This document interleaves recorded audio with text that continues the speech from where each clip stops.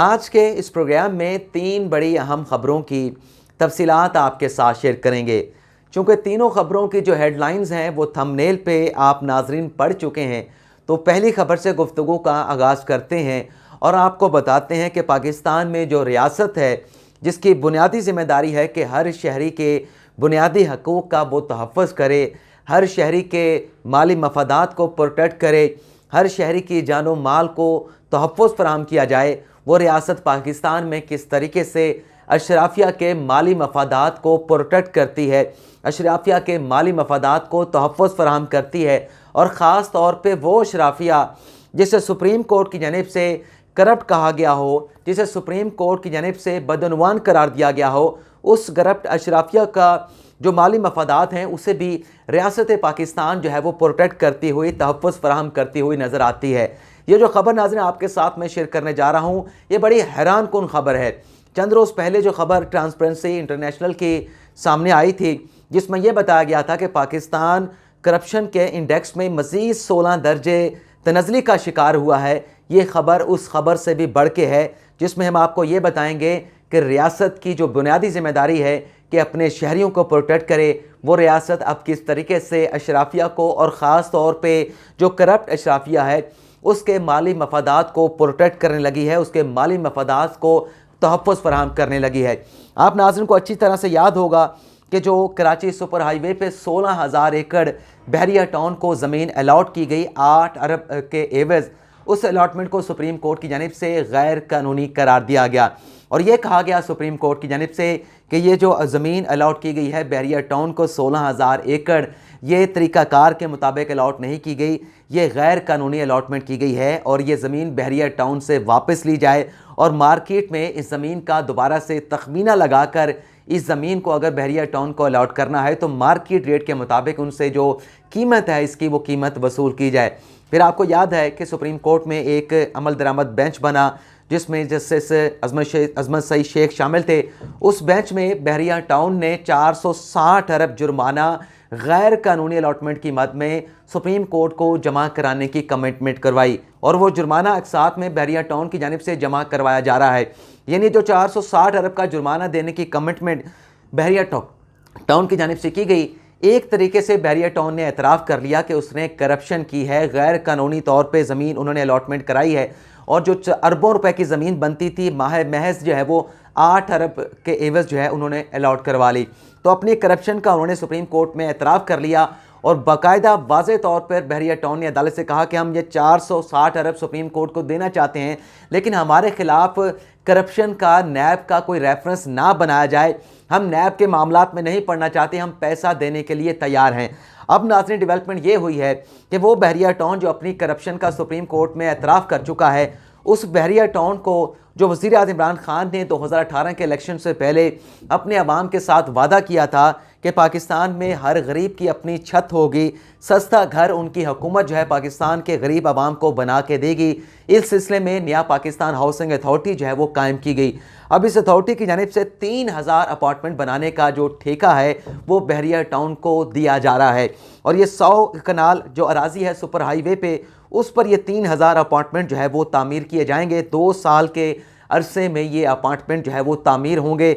जिसकी कुल मालियत बनती है कोई 7 अरब और 80 करोड़ रुपए। यानी वो बहरिया टाउन जो पहले अपनी करप्शन का मुल्क की सबसे बड़ी अदालत में एतराफ़ कर चुका है, उसे 7 अरब और 80 करोड़ रुपए का एक सरमायाकारी का मौका नया पाकिस्तान अथॉरिटी की जानिब से फराहम किया जा रहा है। अब वो करप्ट अशराफिया जिसके खिलाफ अदालत का फैसला आ चुका है, उसके साथ रियासत किस तरह से इस तरह का कारोबार कर सकती है, मुझे इस बात की समझ नहीं आती। आपको समझ आती है तो मुझे भी समझा दीजिएगा। अच्छा, महज ये नहीं कि ये 3000 अपार्टमेंट का ठेका दिया जा रहा है, इससे पहले मुझे अच्छी तरह से याद है कि बाकायदा एक सुप्रीम कोर्ट में दरख्वास्त दायर की गई जिसमें, और वो भी नया पाकिस्तान अथॉरिटी की जानिब से दरख्वास्त दायर की गई थी, जिसमें यह कहा गया था कि जो बहरिया टाउन को जो जुर्माना किया गया है, जो 460 अरब की एक साथ उनसे वसूल की जा रही हैं, इन इंस्टॉलमेंट को ये जो रकम वसूल की जा रही है इसे सस्पेंड कर दिया जाए कुछ सालों के लिए, क्योंकि नया पाकिस्तान अथॉरिटी जो है वो बहरिया टाउन को सस्ते घरों की तामीर का जो ठेका है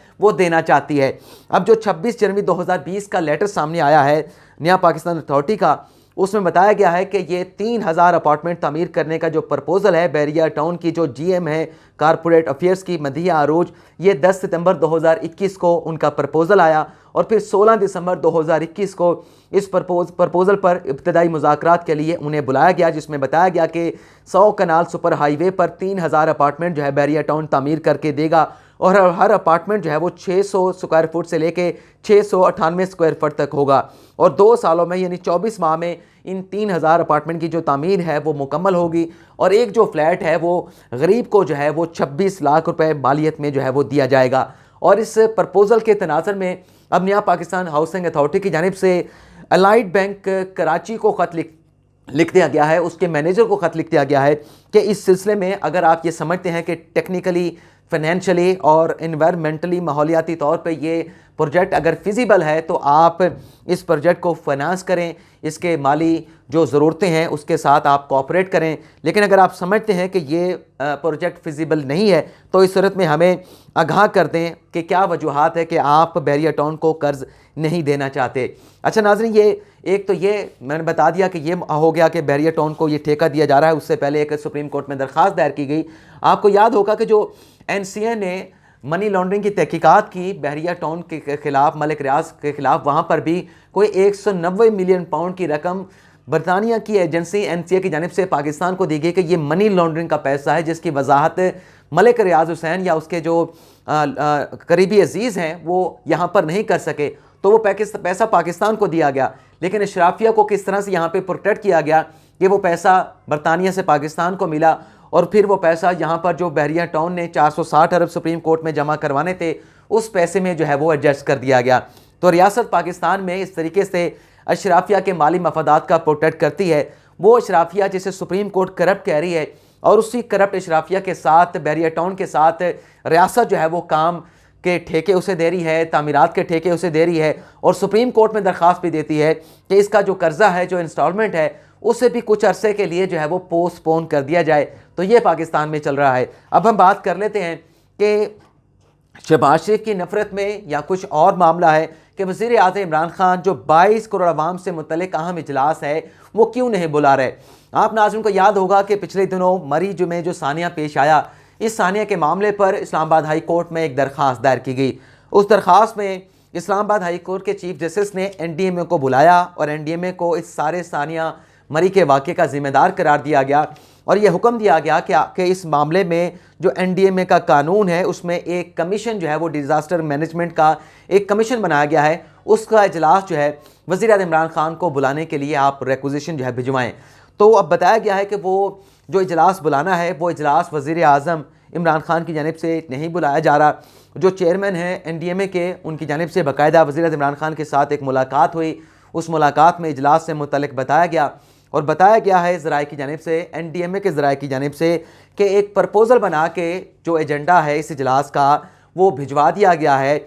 लेकिन यहाँ पर ज़रा ये भी बता रहे हैं और शहर इक़्तिदार में चहमगोइयाँ हो रही हैं कि जो डिज़ास्टर मैनेजमेंट कमीशन है जिसका इजलास बुलाने की बात की जा रही है, जो इस्लामाबाद हाई कोर्ट ने हुक्म दिया था, चूँकि उस इजलास में चारों वज़ीर आला शिरकत करते हैं, वज़ीर आज़म उस डिज़ास्टर मैनेजमेंट कमीशन के इजलास की सदारत करते हैं, उस इजलास में अपोजिशन लीडर को भी मदऊ करना ज़रूरी होता है, उस इजलास में joint chief of staff committee के जो joint chief of staff committee होते हैं उन्हें भी मदऊ करना होता है। लेकिन चूँकि शहबाज शरीफ का नाम आ रहा है कि उसे भी इस इजलास में बुलाना इंतहाई ज़रूरी है, तो इमरान खान तो उनके साथ बैठना गवारा नहीं करते, उनके साथ सलाम करना गवारा नहीं करते, उन्हें देखना गवारा नहीं करते। तो इस वजह से ये जो इजलास का एजेंडा NDMA की जानिब से भिजवाया गया है उस पर जो है वो इजलास कॉल नहीं किया जा रहा, क्योंकि इमरान खान किसी तरीके से भी शहबाज शरीफ के साथ या उन्हें अपने साथ बिठाना जो है वो नहीं चाहते। इस इजलास से मतलब जो एजेंडा तैयार किया गया है उसमें यह बताया गया है कि इस इजलास में जो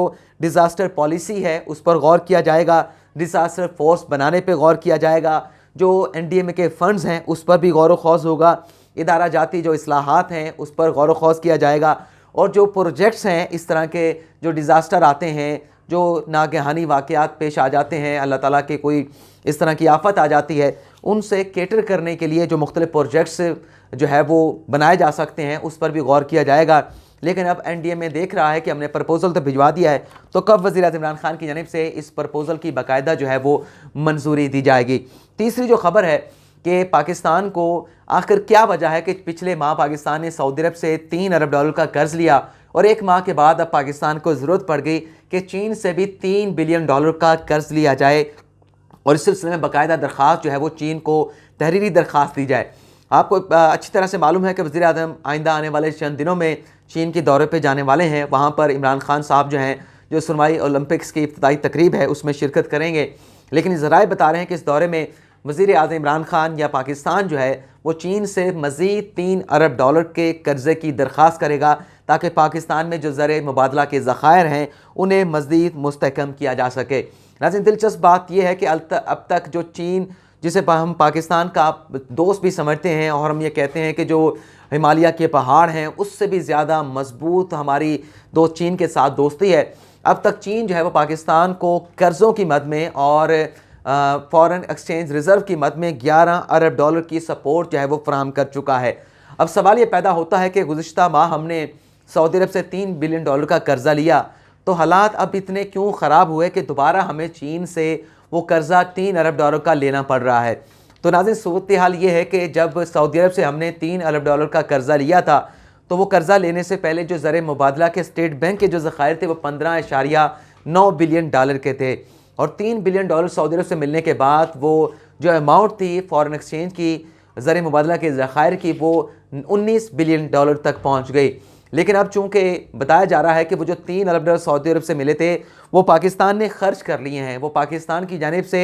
उन्हें जो है वो मुख्तलिफ मद में जो अदायगियाँ करनी थी उन अदायगियों में सर्फ कर दिया गया है, खर्च कर दिया गया है। तो ज़र मुबादला के ज़खायर को दोबारा से उस लेवल पे $19 बिलियन $20 बिलियन पे ले जाने के लिए अब इस दौरे में हुकूमत पाकिस्तान चीन से ये दरख्वास्त करेगी कि हमें $3 बिलियन का कर्ज़ा दिया जाए। और 6 ऐसे शोबाजात हैं जिसमें वज़ीर-ए-आज़म इमरान खान चाइना के जो इन्वेस्टर हैं उनसे दरख्वास्त करेंगे कि आप इन 6 शोबाजात में सरमायाकारी कर सकते हैं। तो ये नाज़रीन ख़बरें हैं। अब देखते हैं कि $3 बिलियन का कर्ज़ा हमें चीन से मिलता है, नहीं मिलता, और अगर नहीं मिलता तो जो ज़र मुबादला के ज़खायर एक माह के अंदर $3 बिलियन से नीचे चले गए हैं, मतलब $3 बिलियन हमने खर्च कर लिए हैं और दोबारा से वो $16 बिलियन पे आ गए हैं। अब इसमें इजाफा अगर करना है, इन ज़खायर को मुस्तहकम करना है, तो क्या रास्ता जो है वो तलाश किया जाता है। इस सारी सूरत हाल से आप नाज़रीन पाकिस्तान की जो माशी सूरत हाल है उसका आप अंदाज़ा लगा सकते हैं। मैं हमेशा कहता हूं कि कभी भी सियासतदानों के बयानात में मत जाएं, चाहे वो हुकूमत के बयानात हों, चाहे वो अपोजिशन के बयानात हो। आप ख़ुद माली मामलात का जो है वो एनालिसिस करें, या अगर हालात इतने बेहतर हैं तो फिर क्यों पाकिस्तान बार बार मुख्तलिफ ममालिक से कर्ज़ लेने के लिए जाता है। लेकिन बहरहाल मैं इतना कहूँगा, इससे ज़्यादा मैं कुछ कहना नहीं चाहूँगा। अल्लाह ताला आपका हामी और नासिर हो। अपनी दुआओं में याद रखिएगा। अल्लाह हाफ़िज़।